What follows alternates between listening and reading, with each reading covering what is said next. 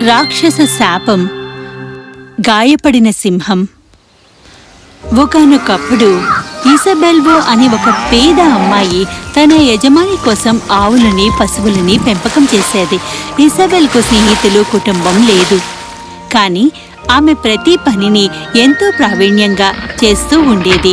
చాలా విషయాల పట్ల ఆసక్తి చూపేది. అకస్మాత్తుగా ఒక మూలుగుని పొదల నుంచి వింది. ఆ శబ్దమేమిటి?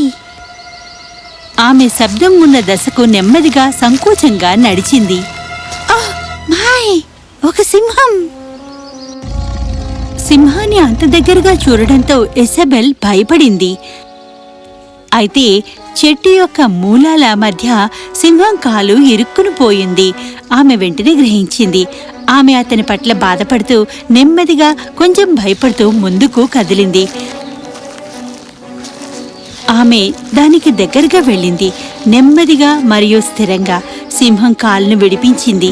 మూలాలను వేరు చేసింది. సింహం ఇప్పుడు గట్టిగా గర్జించింది. ఆ గర్జనకు ఇసబెల్ భయపడింది. దయచేసి నన్ను బాధించవద్దు! ఆ సింహం ఒక పావురు వైపుకు చూస్తూ ఇసబెల్ వైపుకు నడిచింది. తన పొడవైన కఠినమైన నాలుకతో తన చేతిని నొక్కింది. ఇసబెల్ ఒక క్షణం అలాగే ఉండిపోయింది. తగినంత ధైర్యం సేకరించి తన చేతిని సింహం చేతిపై తలపై ఉంచింది. దాన్ని కప్పింది. సింహం అలాగే ఉండిపోయింది. అకస్మాత్తుగా ఆనందం ఆమె హృదయాన్ని నింపింది. ఆమె సంతోషంగా నవ్వింది. కానీ అకస్మాత్తుగా సింహం ఆకాశం వైపు తిరిగింది. సూర్యుడు అస్తమించబోతున్నాడు. ఇది ఇసబెల్ వైపుకు చూసింది. వెంటనే పారిపోయింది. హే, ఆగు! ఎక్కడికి వెళ్ళిపోతున్నావు? ఇసబెల్ తన కొత్త స్నేహితురాలు పారిపోవడాన్ని చూసి ఆశ్చర్యపోయింది. అతనిని పట్టుకోవడానికి నిర్ణయించుకుంది. హే, వెనక్కిరా! ఆమె అతని వెనకాల పరిగెడుతుండగా ఆమె అడవిలోకి ప్రవేశించింది. వెంటనే సింహం ఎక్కడా కనిపించలేదు. దట్టమైన అడవి కాబట్టి పెద్ద ఆకుపచ్చ ఆకుల చెట్లతో నిండి ఉంది. ఎక్కడికి వెళ్ళిపోయిందది? ఆమె నడుస్తూ సింహాన్ని పిలుస్తూనే ఉంది. మిత్రమా, సింహం మిత్రమా, ఎక్కడ ఉన్నావు నువ్వు? కానీ సింహం ఎక్కడా కనిపించలేదు. అకస్మాత్తుగా ఒక అందమైన యువకుడు దారిలోకి వచ్చాడు. పెద్ద శిల వెనకాల కనిపించకుండా ఉండడం ఆమె చూసింది. ఎవరది? ఇసబెల్ పరిగెత్తుకుంటూ రాళ్ల వెనక వెళ్లి చూసింది. అక్కడ ఎవరూ లేరు. ఇది ఎలా జరిగింది? నేను నా కళ్ళతో అతన్ని చూశాను కదా! ఇలా ఆలోచించి రాళ్లను తరలించాలని నిర్ణయించుకుంది. కానీ నేను ఒక్కదాన్ని ఈ రాళ్ళని ఎలా కదపాలి?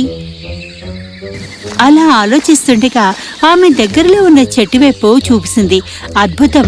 రాళ్లు పక్కకు కదిలాయి. ఆమె ప్రవేశించడానికి మార్గం కనిపించింది. ఇది ఒక రకమైన మాయా ప్రదేశంలా కనిపిస్తోంది. ఆతృతతో ఆమె లోపలికి ప్రవేశించింది. ఆమె మరొక వైపు నుంచి బయటకు వచ్చేటప్పుడు ఆమె చాలా అందమైన ఇంటిని చూసింది. అది ఆమెని ఆశ్చర్యపరిచింది. వావ్! ఎంత అందమైన ఇల్లు! అక్కడ ఎవరు నివసిస్తున్నారో కదా! ఆమె ఇంట్లోకి ప్రవేశించింది. లోపల ఇంటి వెలుపల ఉన్నదానికంటే అందంగా ఉంది. అలంకరించబడిన గోడలు, మృదువైన ప్రకాశవంతమైన కర్టెన్లు, ఆమె ఇంతవరకు చూడని అత్యంత అందమైన కొవ్వొత్తుల స్టాండ్. ఇదంతా కలలా ఉంది! అకస్మాత్తుగా వెనుక నుండి ఎవరో పిలిచారు. మరి ఆమె వెనక్కి తిరిగి చూసింది. అడవిలో చూసిన అదే అందమైన యువకుడిని ఇప్పుడు చూసింది. ఆమె ఆశ్చర్యపోయింది. హాయ్! క్షమించండి, నేను నా స్నేహితుడిని వెతుకుతున్నాను. మీరు నాకు సహాయం చేయగలరా మిస్టర్?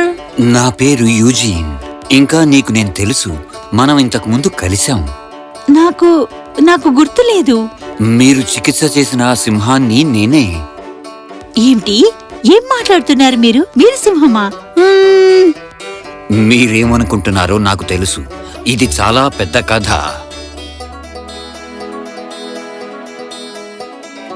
ఒకప్పుడు నేను ఒక రాజ్యంలో ప్రిన్స్ని.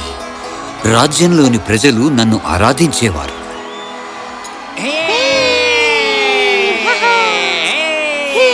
మహారాజా! ఒకరోజు నేను అడవి గుండా గుర్రంపై వెళ్తూ ఉండగా నేను ఒక పడుకున్న జాయింట్ని చూశాను. నా గుర్రం గట్టిగా సకిలించడంతో ఆ జాయింట్ నిద్ర పాడైంది. అతనికి కోపం వచ్చింది. నా నిద్రని పొడి చేయడానికి నీకెంతో ధైర్యం! నేను ఈ గుర్రాన్ని నాశనం చేస్తాను. దానికి ముందు నువ్వు నాతో యుద్ధం చేయాల్సి ఉంది.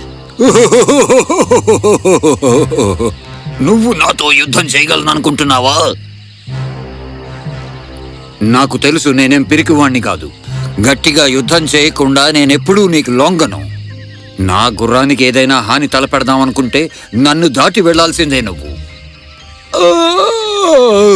నీకోటి తెలుసా, నా నిద్ర పూర్తి కాలేదు. నీతో యుద్ధం చేయడం కంటే నేను పడుకోవడం మంచిది. కానీ నువ్వు నన్ను సవాలు చేసేంత ధైర్యం చేశావు కాబట్టి నీకు నేను పాఠం చెప్తాను. అతను ఏం చేశాడు? మరి అతను నా మీద మంత్రం వేశాడు. అప్పటినుంచి సూర్యుడు అస్తమించేదాకా నేను సింహం రూపంలోకి మారతాను. ఆ తర్వాతే నేను నా మనిషి రూపంలోకి వస్తాను. నేను మా ఇంటికి వెళ్ళడం గాని మా తల్లిదండ్రులు చూడడం గాని చేయలేదు. ఎందుకంటే నాకు తెలుసు వాళ్ళు నన్ను ఇలా చూస్తే కుప్పకూలిపోతారని. నన్ను క్షమించండి యూజీన్. ఈ శాపం నుండి విమోచనం చేయడానికి మార్గం లేదా? మరి ఒకటే దారి ఏంటంటే ఒక రాణి తల నుంచి కొన్ని వెంట్రుకల్ని తీసుకుని ఆ వెంట్రుకలతో ఒక కోట్ తయారు చేసి దాన్ని జాయింట్కి ఇవ్వాలి. సరే, నేను ఈ నగరం నుండి వెళ్ళడానికి రాజు రాణులు తలుపు తట్టి ఒక రాణి తల నుండి జుట్టు యొక్క తాళాన్ని తీసుకుని వచ్చేలా చేస్తాను. నువ్వెందుకు నా గురించి అన్ని కష్టాలు పడతావు? ఎందుకంటే నా జీవితంలో నేను చేసిన ఏకైక స్నేహితుడు మీరు మాత్రమే. స్నేహితులు ఒకరికొకరు సహాయపడతారని విన్నాను. ధన్యవాదాలు. నా పేరు ఇసాబెల్. ధన్యవాదాలు ఇసాబెల్. నాకప్పుడే ధన్యవాదాలు చెప్పద్దు. అలా చెప్పి ఆమె నగరం వైపుకు బయలుదేరింది. ఆమె మార్కెట్లో నిలబడి ఆమెకు సేవకురాలుగా ఉద్యోగం ఇవ్వమని గట్టిగా అరిచింది. నన్ను పని మనిషిగా ఎవరు తీసుకుంటారు? ఇది చూడడానికి అందంగా ఉంది, మరి ఏంటంటావు? ఇంత అందమైన అమ్మాయి పని మనిషా? ఆమె చాలా శుభ్రంగా చక్కగా ఉంది. ఈ సామాన్య ప్రజల గుంపు మధ్య మన ఇసబెల్ విన్న రాజకుమార్తె యొక్క పెయింటింగ్ మేడ్ నిలబడి ఉంది. మీరు రాజు ప్యాలెస్ లో పని చేయాలనుకుంటున్నారా? ఒక స్కెలియన్ కోసం ఖాళీ ఉంది. ప్యాలెస్ లో పనిచేయడానికి ఆమెకు ఉన్న ఏకైక అవకాశం ఇదేనని ఇసబెల్ గ్రహించింది. ఆమె వెంటనే అంగీకరించింది. తప్పకుండా, నేను ఏదైనా పని చేస్తాను. అయితే నాతో రండి. మేజన్ ఇసబెల్ జుట్టును కత్తిరించింది, కొత్తగా తయారు చేసింది. ఆమెను చక్కగా స్మార్ట్ గా తయారు చేసింది.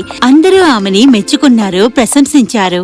ఆమెకి చాలా అందమైన జుట్టుంది. ఆమె ప్రిన్సెస్ కన్నా అందంగా ఉంది.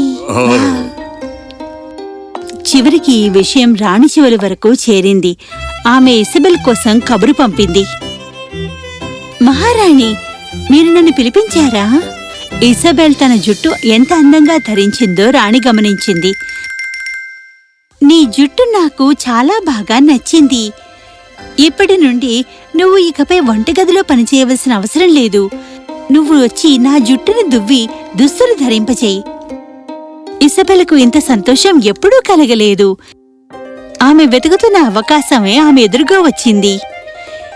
నాకు చాలా సంతోషంగా ఉంది మహారాణి. రాణి జుట్టు చాలా మందంగా, ఒత్తుగా, పొడవుగా ఉంది. సూర్యుడిలా ప్రకాశించింది. ఇసబెల్ దాన్ని దువ్వెనతో దువ్వి గతం కంటే ప్రకాశం వచ్చేలాగా చేసింది. రోజులు గడిచిపోయాయి, వారాలు గడిచిపోయాయి. రాణి త్వరలోనే ఇసబెల్ను ఇష్టపడసాగింది. ఒకరోజు ఇసబెల్ ఆమెకు తనున్న ధైర్యాన్ని కూడగట్టుకుని రాణిని అడిగింది. మహారాణి, నేను మీ సహాయం కోరవచ్చా? తప్పకుండా అడగచ్చు ఇసబెల్. ఈ ఒత్తైన తాళాల్లో ఒకదాన్ని నేను కత్తిరించవచ్చా? ఇంతేనా ఇసబెల్? ఓ, తప్పకుండా కత్తిరించు. ఇసబెల్ యువరాణి యొక్క వస్త్రాల నుండి అల్లడం కోసం రాత్రి రోజులు గడిచింది. ఆమె చివరకు పూర్తి చేసింది. ఆమె బట్టను యూజీన్ వద్దకు తీసుకెళ్ళింది. ఇది సిద్ధంగా ఉంది. ఈ మిస్టర్ జైంట్ నేను ఎక్కడ కనుగొనగలనో చెప్పండి. ఒక దిగ్గజం ఎలా ఉంటుందో చూడటానికి ఆసక్తిగా ఉన్నా. నువ్వు బాగా ఆసక్తి ఉన్న మనిషివి ఇజబెల్. కానీ జాగ్రత్తగా ఉండి అతనికి దూరంగా ఉండు. నీ దగ్గర ఉన్నదాంతోటి, లేదంటే అతను నీ మీదకి దూకి నీకు హాని చేయడానికి చూస్తాడు. మీరు చింతించకండి యూజిన్. ఆమె అడవిలోని జైంట్ యొక్క రహస్య ప్రదేశానికి చేరుకున్నప్పుడు ఇసబెల్ జైంట్ ని పిలిచింది. Mister giant, hello. నా నివాసానికి రావడానికి ఎవరు ధైర్యం చేశారు? ఓ, రాక్షసులకు మహారాజు, నేను మీకోసం ఒక బహుమతిని తెచ్చాను. ఒక రాణి యొక్క వస్త్రాలతో వస్త్రం అల్లింది. ఆ రాక్షసుడు ఒకసారి గుహ నుండి బయటికి వచ్చి ఇసబెల్ నుండి వస్త్రాన్ని తీసుకున్నాడు. ఇది నాకు నచ్చింది, ధన్యవాదాలు. నేననుకోవడం నీకు దీనికి ప్రతిగా ఏదో కావాలి అని. అవును, అవును, అవును మిస్టర్ జైంట్. దయచేసి మీరు యూజిన్ పై వేసిన శాపాన్ని విమోచనం చేయండి. ఇంతకీ ఎవరు అసలు ఆ యూజిన్? చెట్టు వెనుక నుండి సింహం బయటికి వచ్చింది. అది మరి నేనే. ఓ, నాతో యుద్ధం చేయాలనుకున్నవాడా? నన్ను క్షమించు, నాకు నిద్ర సరిపోలేదు. నిజంగా నేను అనుకోలేదు నేను ఇలా మార్చాలని. అంటే ఓ సింహంగా. నిజం చెబుతున్నావా? నువ్వు మంచి మూడ్లో లేవని నన్ను సింహంగా మార్చేసావా నువ్వు? అదే నిజం మరి. అవును, నేనిది నమ్మలేకపోతున్నాను. సరే వినండి, గతంలో నివసించండి. మిస్టర్ జాయింట్, మీరు శాపాన్ని విమోచనం చేయగలరా? చేయగలను. నిజానికి అతనే చేయగలడు. ఇలాను నాకు జీవితాంతం సింహంగా ఉండాలని కోరిక లేదు. నువ్వు సీరియస్ గా చెప్తున్నావా? నేను చెయ్యాల్సింది అంతేనా? నేను చెప్పినట్టుగా నేను మంచి మూడ్ లో లేను. యూజిన్, చెప్పండి. నాకు ఇక మీదట సింహంగా ఉండాలని ఇష్టం లేదు నా జీవితాంతం. అలా చెప్పిన వెంటనే అతను ఒక మానవ రూపంలోకి మారిపోయాడు. అది చూసావా, ఎంత సులువో? అవును, ఎంతో సులువు. సరే, నేను మళ్ళీ నిద్రపోవాలి. Bye bye mister giant. ఆ రాక్షసుడు తిరిగి తన గుహలోకి వెళ్ళగానే ఇజబెల్ యూజిన్ వైపుకు తిరిగి అతన్ని కౌగిలించుకుంది. నా ప్రియమైన ఇజబెల్, నువ్వు చేసిన దానికి నా మనస్సు ద్రవించిపోయింది. నా శాపం నుంచి నన్ను రక్షించడానికి ఎవరూ ఇంతదిగా చేసుండేవారు కాదు. దానికి ప్రతిగా నేను నీ చేతిని అడుగుతున్నాను, పెళ్లి చేసుకుందామని. కానీ యూజిన్, ఏం పర్వాలేదు, నేను నిన్ను ప్రేమిస్తున్నాను. నిన్ను మా అమ్మ దగ్గరికి తీసుకెళ్తానుండు. యూజిన్ ఇసాబెల్ను రాణి ఉన్న ప్రదేశానికి తీసుకుని వెళ్ళాడు. ఆమె నుండి ఆమె జుట్టులోకి తీసుకుంది. ఆమె ఆశ్చర్యపోయింది. అదే ప్యాలెస్ నుండి ఆమెకు జుట్టు తాళం వచ్చిందని చెప్పింది. ఆ కోటు తయారు చేసింది మా అమ్మ వెంట్రుకలతోట. బ్రహ్మాండంగా ఉంది. రా, వాళ్ళని వెంటనే కలిసి వాళ్ళకి జరిగిందంతా చెప్దాం. మహారాజు దీర్ఘకాలంగా కోల్పోయిన కొడుకు రావడంతో రాజు రాణి చాలా సంతోషించారు. ప్రిన్స్ ఇసాబెల్ను వారికి పరిచయం చేసి ప్రతిదీ వివరించాడు. ఆమెను వివాహం చేసుకోవాలన్న కోరికను కూడా వ్యక్తపరిచాడు. ఓ, నేను ఆమెను నా కుమార్తెగా తీసుకోవడానికి ఆనందంగా ఉంటుంది. ఆమె అద్భుతమైన అమ్మాయి. రాణి ఇసబెల్ను కౌగిలించుకుంది. త్వరలోనే గొప్పగా వివాహం జరిగింది. యూజిన్ మరియు ఇసబెల్ వివాహం చేసుకుని గొప్ప జీవితాన్ని గడిపారు. ఆమె ఉత్సుకత ఎల్లప్పుడూ రాజ్యంలో కొత్త సమస్యల్ని కనుగొని ప్రజలకు సహాయం చేయడంలో ఉండేది. ఆమె రాజ్యాన్ని నడిపించడంలో యూజిన్కు సహాయం చేసేది. అందువల్ల అవసరమున్న స్నేహితుడు ఎప్పుడూ మంచి స్నేహితుడే అని సరిగ్గా చెప్పబడింది.